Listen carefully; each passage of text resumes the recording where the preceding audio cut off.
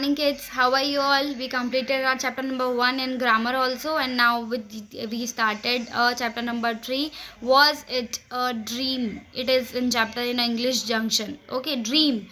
We also think that the dream becomes true. Okay, dream it means sapne. Sapne हम सब देखते हैं, and we became able to true our dreams, to become in true dreams. Okay, so let's get started. Be ready with your textbook and pencil.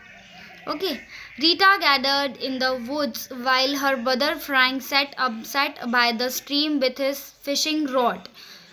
There are two people in the story, brother and sister Rita and Frank. Rita is in sister's name and brother's name is Frank. Okay, Rita जो है वो woods में जंगल में flowers collect कर रही है, और Frank जो है वो एक नदी के किनारे बैठा हुआ है with his fishing rod.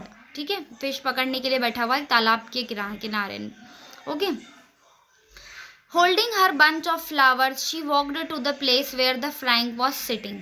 जो रीता है वो उसका बकेट लेके फ्लावर्स का पकड़ के और जहाँ पे फ्रैंक बैठा होता है वहाँ जा रही होती है. Do stop fishing for while and play with me, Frank. अब वो बोलती है कि ये फिशेस को पकड़ना छोड़ो और मेरे साथ में खेलो. Aren't you tired? You tried to sitting still, Rita asked, leaning against the tree besides him. वो बोलती है कि आरंट यू, वो मुझसे खेलने में क्यों ही मतलब ऐसा कर रहा है कि वो मुझसे क्या मेरे साथ खेले और फिशिंग रॉड को छोड़ दे. ये she asked learning against the tree beside him. Okay, वो ट्री से पीछे जाके और छुप जाती है. I want to catch some fish to do. I must sit still, answered brother. Brother बोलता है कि मुझे अगर कोई फिश को पकड़ना है तो मुझे यहाँ पे कंटिन्यूसली बैठना पड़ेगा with his fishing rod. Turn the page. As you seen in this picture that Frank was sitting near a pond, and Rita was standing near a tree beside the tree. Okay, Frank is sitting with his fishing rod to catch fish. Rita knew she must wait for a long time. Rita को पता था कि उसे बहुत ज़्यादा time तक wait करना पड़ेगा. So she lay down near the stream and watched the swiftly flowing water.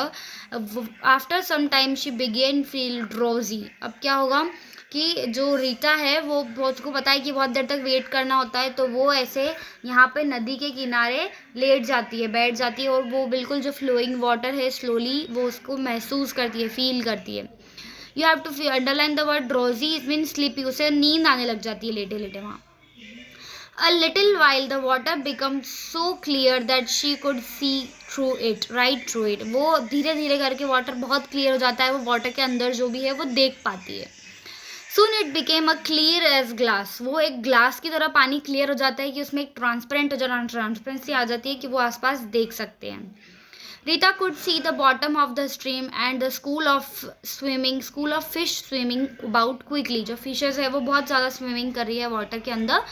Then she heard little voices coming up from the water. अब पानी के अंदर से थोड़ी कुछ voices आ रही होती है जो वो ध्यान से सुनती है. Rita saw a small group of fish speaking very eagerly to one another. जो fishes है वो एक दूसरे से बहुत अच्छे से बातें कर रही है. ओके, तो बहुत प्यारे तरीके से वो बातें कर रही है एक दूसरे से, उसको लिटिल वॉइसेस उसको बाहर तक आ रही है. She so that they were looking at the bat that was hanging from the Franks line. वो जो फिशेज है जो फ्रैंक की जो फिशिंग बैट से फ्रैंकिंग लाइन, इट मीन्स जो ये दिख रही है ये जो पानी के अंदर जा रही है, इसके बारे में वो फिशेज बातें कर रही है और वो उसको देख रही है. My son said the largest fish to the smaller ones that it is a trap. It means कि वो तुमको पकड़ना चाहता है. वो बोलती है जो बड़ी फिश है वो लिटिल फिशेस से बोलती है कि दिस वाज अ ट्रैप. आपको ये नहीं देखना है, इसके बारे में नहीं सोचना है. उसमें जो ईटिंग के लिए कुछ लगा होता है वो उसको नहीं खाना है, क्योंकि तुम जैसे ही उसको खाओगी तो वो उसमें फंस जाएगी और फ्रैंक फिश को पकड़ लेगा. तो जो बड़ी फिश है वो लिटिल फिश को समझा रही है कि this was a trap. I have seen many poor fish try to swallow the swarm. वो जो swarm worm चल रहा है उसको खाने के लिए वो बहुत सारी fishes बहुत ज़्यादा ट्राई कर रही थी. But inside the worm there is a hook that will you catch you and you will not able to escape. वो बोलते हैं कि जैसे ही तुम उस worm को खाओगी उसमें एक hook है जो वो तुम्हें पकड़ लेगा और तुम वहाँ से भाग नहीं पाओगी। Then the boy at the top will pull you up and the take you away. वो बोलता है जो भी ऊपर लड़का बैठा है, लिटिल बड़ी फिश बोलती है कि वो तुम्हें पकड़ लेगा और ऊपर खींच लेगा, ठीक है। तो I hope you understand this chapter from part 1. This is the part 1 explanation part. In the next video we done the continue our chapter. Okay.